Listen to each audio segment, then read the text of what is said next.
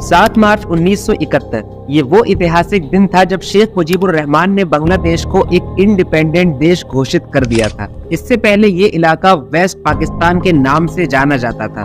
बांग्लादेश को ये आजादी एक लंबी लड़ाई के बाद मिली थी, जिसे बांग्लादेश लिबरेशन वॉर के नाम से जाना जाता है। और आजादी से ठीक 4 महीने पहले ही इस देश का सामना एक भयानक साइक्लोन तूफान से भी हुआ था, जिसमें 5 लाख बांग्लादेशी मारे गए थे और करोड़ों बेघर हो गए थे। इस तूफान को ह्यूमन हिस्ट्री की सबसे भयानक नेचुरल डिजास्टर कहा जाता है। पहले ही से भुखमरी और जंग की वजह से बर्बाद बांग्लादेश की कमर इस साइक्लोन ने पूरी तरीके से तोड़कर रख दी थी। और जब ये देश आजाद हुआ तब बांग्लादेश एक कूड़े के ढेर से ज्यादा कुछ नहीं था। पाकिस्तान से अलग होने के बाद ये देश साउथ एशिया का सबसे नया लेकिन सबसे गरीब देश बन गया था।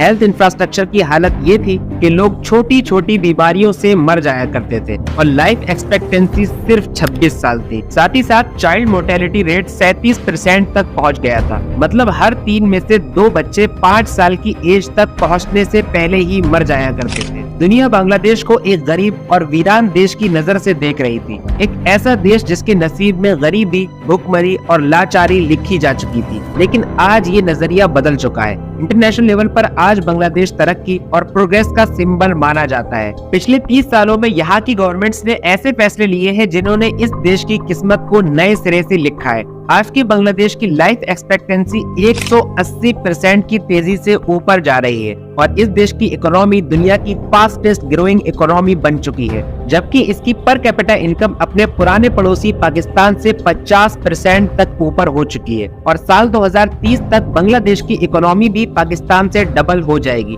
लेकिन आखिरकार जंग, तबाही और भुखमरी से अपनी आजादी की शुरुआत करने वाला बांग्लादेश आज इस मुकाम पर कैसे पहुंचा कि उसकी करेंसी अपने फॉरेन कॉलोनाइजर पाकिस्तान से 3 गुना ज्यादा मजबूत हो गई और आने वाले 20 सालों में हालत ये हो जाएगी कि ये देश डेवलप्ड कंट्रीज की गिनती में आने लगेगा। Bangladesh's Durga Puja gift to India with the Bangladesh economy. The IMF said Bangladesh now, where the country's central bank is making and returns focus to Bangladesh now, India's neighbor. Bangladesh was one of the first in the developing world. The Bangladesh government has granted permission for the export of nearly 4,000 metric tons of Hilsa fish. देखिए 1971 में जब शेख मुजीबुर रहमान ने इस देश की बागडोर अपने हाथ में ली थी तब हालात बहुत नाजुक थे। एक लंबी लड़ाई के बाद ये देश आजाद हुआ था। आजादी की लड़ाई तो खत्म हो चुकी थी, लेकिन वो अपने पीछे तबाही, गरीबी और लाशें छोड़ गई थी। नए नए आजाद हुए इस देश में कोई पावरफुल गवर्नमेंट ना होने की वजह से लॉ एंड ऑर्डर नाम की कोई चीज यहाँ नहीं थी। अब शेख मुजीबुर रहमान के सामने इस देश को पॉलिटिकल स्टेबिलिटी देने और इकोनॉमिकली स्ट्रॉन्ग करने का चैलेंज सामने खड़ा था।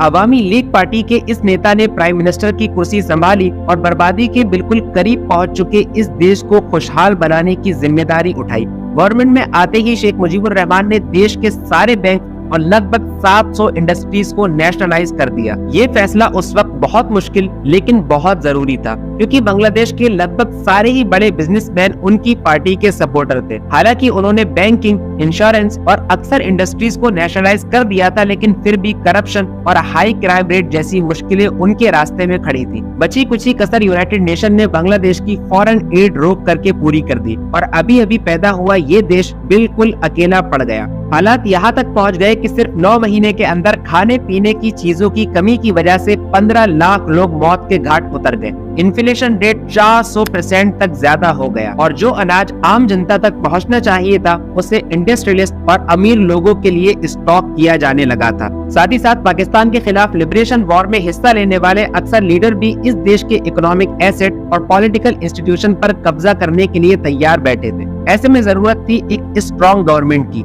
जो देश के लोग और उसके एसेट की हिफाजत कर सके, और शेख मुजीबुर रहमान की गवर्नमेंट ये काम करने में बिल्कुल नाकाम रही। आखिरकार 1977 में जनरल जियाउर रहमान ने तख्ता पलट करके खुद देश चलाने का फैसला किया। जियाउर रहमान को ये बात पता थी कि बांग्लादेश की रिकवरी बिना फॉरेन एड के बिल्कुल इम्पॉसिबल है, इसलिए उन्होंने हर वो कदम उठाया जिससे इस देश को फॉरेन एड मिल सके। जियाउर रहमान ने पहली बार बांग्लादेश की इकोनॉमी खोल दी और फॉरेन इन्वेस्टमेंट को खूब सपोर्ट किया। सारी स्टेट ओन्ड इंडस्ट्रीज को प्राइवेटाइज कर दिया गया, जिससे प्राइवेट सेक्टर तरक्की करने लगा। जनरल जिया बांग्लादेश को हांगकांग, साउथ कोरिया और सिंगापुर के रास्ते पर चलाना चाहते थे। उनके दौर से ही इस देश के इकोनॉमिक ट्रांसफॉर्मेशन की बुनियाद पड़ी।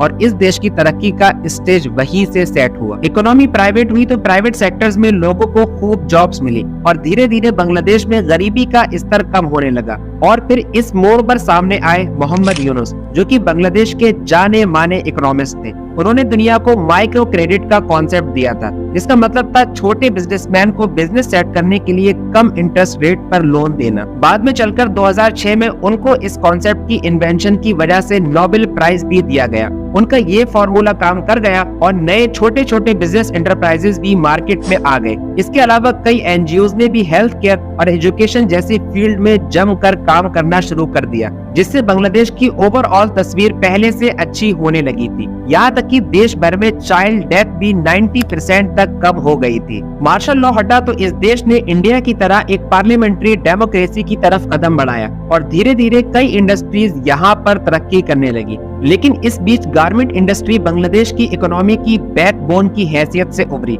इस इंडस्ट्री ने औरतों को भी अपने पैरों पर खड़ा होने का मौका दिया, जो कि इससे पहले सिर्फ अपने घरों में ही रहती थी। और देखते ही देखते दुनिया भर में बांग्लादेशी कपड़ा एक्सपोर्ट होने लगा। अकेले दम पर गारमेंट इंडस्ट्री ने लाखों बांग्लादेशियों को रोजगार दिया और देश की जीडीपी में भी अच्छा खासा हिस्सा ये इंडस्ट्री डालने लगी। यहाँ के कपड़ों के साथ बांग्लादेशी कारीगरों की शोहरत भी दूसरे देशों में होने लगी और लाखों बांग्लादेशी यूरोप, मिडिल ईस्ट और अमेरिकन कंट्रीज में काम करने के लिए बुलाए जाने लगे, जिससे देश के पास अच्छी खासी फॉरेन करेंसी जमा होने लगी। इन सब चीजों का असर ये हुआ कि करोड़ों की आबादी वाला ये देश धीरे धीरे गरीबी से बाहर आने लगा। हर तरह की इकोनॉमिक सक्सेस के बावजूद आज बांग्लादेश कई तरीके के चैलेंजेस से जूझ रहा है।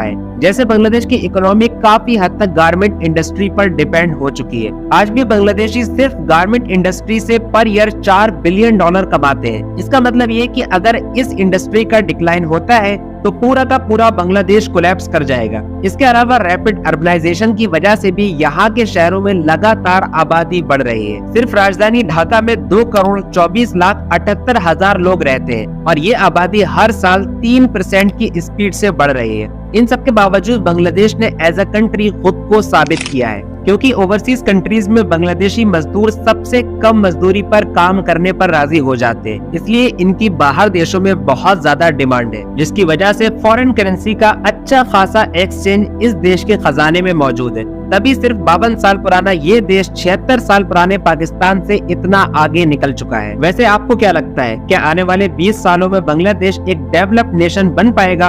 हमें कमेंट सेक्शन में जरूर बताइए। चलिए अब इस वीडियो को यहीं खत्म करते हैं, इस उम्मीद के साथ कि वीडियो आपको पसंद आई होगी। वीडियो पसंद आने पर लाइक करें, अपने दोस्तों के साथ शेयर करें और चैनल KW प्रेजेंट को सब्सक्राइब जरूर करें। मिलते हैं अगली वीडियो में, तब तक के लिए अलविदा।